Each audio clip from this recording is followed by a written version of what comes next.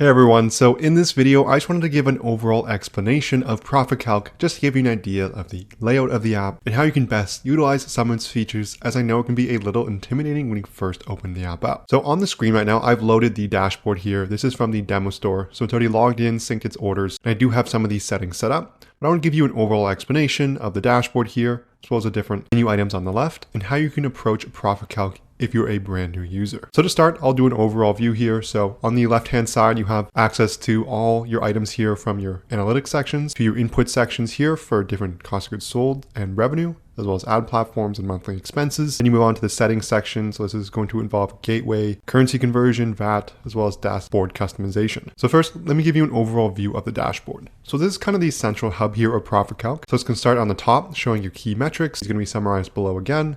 You have a revenue breakdown, an ad breakdown, and in the top right here, you have your calendar selection. So this is where you can view different dates depending on what you're looking for. By default, it's going to load today. But let's say I want to load the last 7 days here. I can just enter that, then it's going to load my last 7 days. Moving into the profit breakdown, this is going to show all your individual line items. It's going to start with total revenue and then work its way down in cost. So you have your cost of goods sold, custom order expense, you get your gross margin, the difference between these three. Then you get information on taxes collected, shipping charged, refunds. These two amounts here are already included under total revenue. And if you highlight over some of these cards here, it's going to give you an explanation on if it's an informational card and possibly how the calculation works. Move down here through all your different ad costs, monthly expenses, transaction fees, and the final number will be your profit. Moving down again, you have other averages. So these are just different calculations you might want to see about your store, such as your average order value, even return on ad spend, customer acquisition costs. Then you have additional metrics here, just a Shopify loan expense if you have one, contribution margin, as well as the gross margin percentage. Moving down even further, you have more metric breakdowns, ad spend over time, you get some imported Google Ads metrics, as well as a detailed order breakdown of the orders included in this period, refunds issued, and monthly expenses. You can also export things using the CSV export here on the bottom left, and that's going to download a report here of your line items in the profit breakdown. So that's an overall explanation of the dashboard. I'm also going to leave timestamps throughout this video so you can move around depending on what section you're looking at. Next, I'll give a less detailed but general overview of the other analytics section. So your order breakdown is going to be your orders broken down by individual order, where you can see the revenue, cost of goods sold, the gateway, as well as the transaction fees calculated, and the profit. Again, you can filter by the date here. You can also export this in a CSV file. Next is going to be the graph breakdown. This is essentially just a line chart of all your line items, and you can toggle these off and on if you want to remove the lines from the graph. You can also select a custom date range or any of the default date ranges here. This is going to be your customer lifetime analysis. It's going to take all the orders selected within this date range and do a customer lifetime calculation along with average order value and purchase frequency. Next is going to be product analytics. So here you can select products from your store,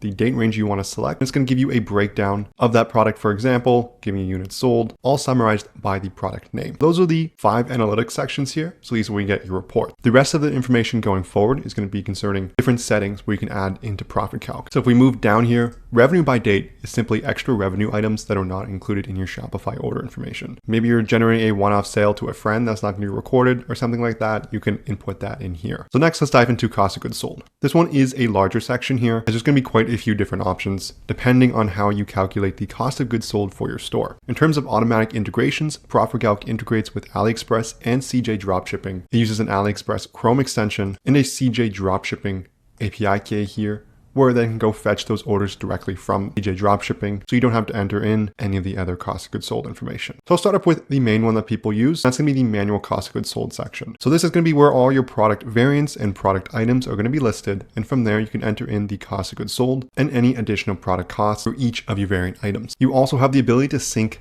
the cost per item from Shopify. So if you're saving them in there, you can have them sync directly into Profit Calc. All you have to do is hit this sync button here. It's going to ask you to confirm, and then you can replace the existing cost of goods sold. This can automatically be synced in on a daily basis as well, but I'll cover that in a later section of the video. That's the most common setting here. You have several other different cost of goods sold options. So let's go into cost of goods sold by date. So it's going to be similar to the revenue by date. It's going to be one-off cost of goods sold on a daily basis. Some merchants tend to use this rather than using the manual cost of goods sold. So on a daily basis, they might get a total from their supplier, and they'll just come into Profit Calc, enter the date, the label, if VAT is included, and the total for that date, and that's going to show up on the dashboard. So the next three are going to be very similar in nature. You have cost of goods sold by country, cost of goods sold by volume, and cost of goods sold by country and volume. So essentially what this option is, is you can select the product name, or you can do it individually by variant, set the cost of goods sold, the country, as well as the quantity. So this will override anything inputted in the manual cost of goods sold section. You can get more granular and specific cost of goods sold data depending on the country as well as the quantity ordered. So you can do them together, or you can do them separately by country or by volume. Last one here will be a CSV upload. So you can upload a CSV file with the order number and the total cost of goods sold. In terms of other fees, there's vendor fees, UTM parameters, and country expenses. So depending on your cost breakdown, you can add these in for different percentage fees, as well as adding different costs based on the country the order was shipped to. So this one is an extra cost here. So let's say you want to use the manual cost of goods sold, but if an order is shipped to Austria as an example, you want to add an extra $5 per product,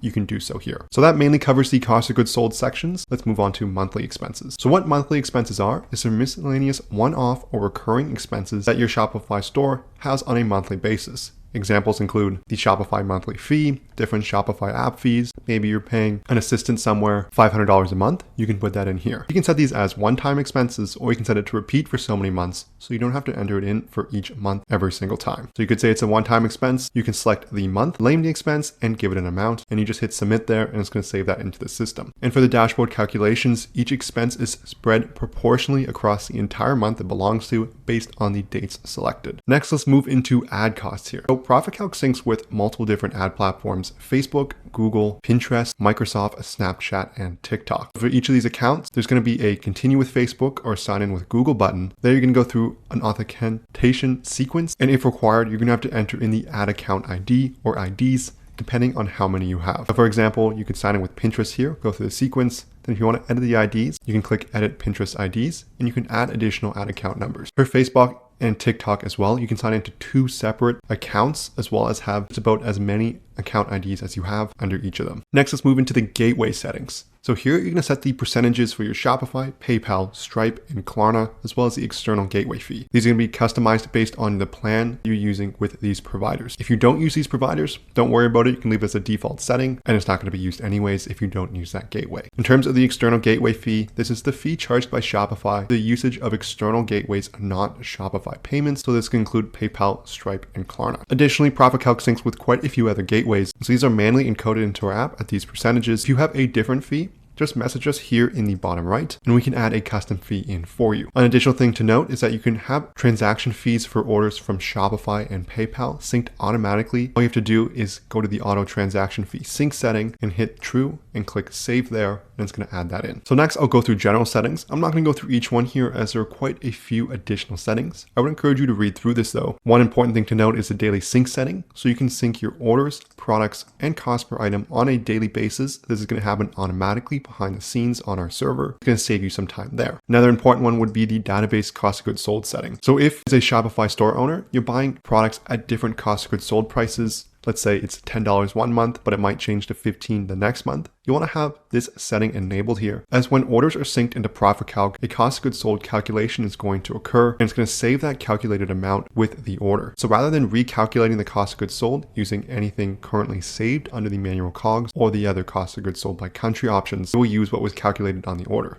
This can ensure that if you do change your prices, it's not going to affect previous orders. That one is a little more complicated here. So we do have a help article under answers in the bottom right. If you search database, the database cost of goods sold sync article is going to come up, and that goes into more detail on how that works. If you are still confused or have questions about it, let me know in the bottom right as well. I'd be happy to go over it again. There's quite a few additional settings here. I encourage you to read through them to see if they're applicable to your store. The next section is going to be currency conversion. So you can do quite a few different currency conversion options. You can do your ad account currency conversion. You can set it for the AliExpress currencies, CJ dropshipping. One thing to note is that for each currency conversion, you want to first be converting the amount to the currency of your Shopify store. So let's say your ad accounts are in Canadian dollar and your Shopify store currency is USD. You'd want to set that here, hit update, and that's going to save that currency conversion. But let's say on the dashboard, you want to view it in euros. So my Shopify store currency is USD, but I want to view everything in euros here. So I can scroll up, click euros, and then I can change the currency symbol to euros, and I can click update here, and that's going to update the setting. So my currencies will be converted correctly, and I can see it in the currency I want to see. Something to note about the currency conversion, that it uses historical exchange rates. So let's say you select September 1st to 15th. It's going to use the exchange rate on each day from the 1st to the 15th to give you the most accurate currency conversion possible. The next section will be the VAT section. So this is the value added tax settings. So again, there's going to be quite a few settings here depending on if you charge VAT on revenue, cost of goods sold, ad spend, or transaction fees. You can also manually set the VAT percentage, but you need to have the VAT setting enabled beforehand. The next section will be dashboard customization. You can customize some of which where different cards appear on the dashboard. The last section will be the edited order section. Here you can view what I mentioned as the database cost of goods sold when calculated with an order. You can view what was calculated on a per order basis. You can also edit it to change it manually. And you can also adjust the transaction fees that were calculated for each order on a one-off basis if you choose to do so. Again, you can filter in the top right here to see which date ranges you want to see. And so this is going to conclude the video here. I went over quite a few different settings. As always, just let me know in the bottom right if you have any questions about anything at all. I'm happy to answer them. It's just going to be me here, so I'm going to answer your questions personally and help you dive into any concerns, problems, issues you may have. Thank you so much for installing Profit Calc, and this is going to conclude the video here.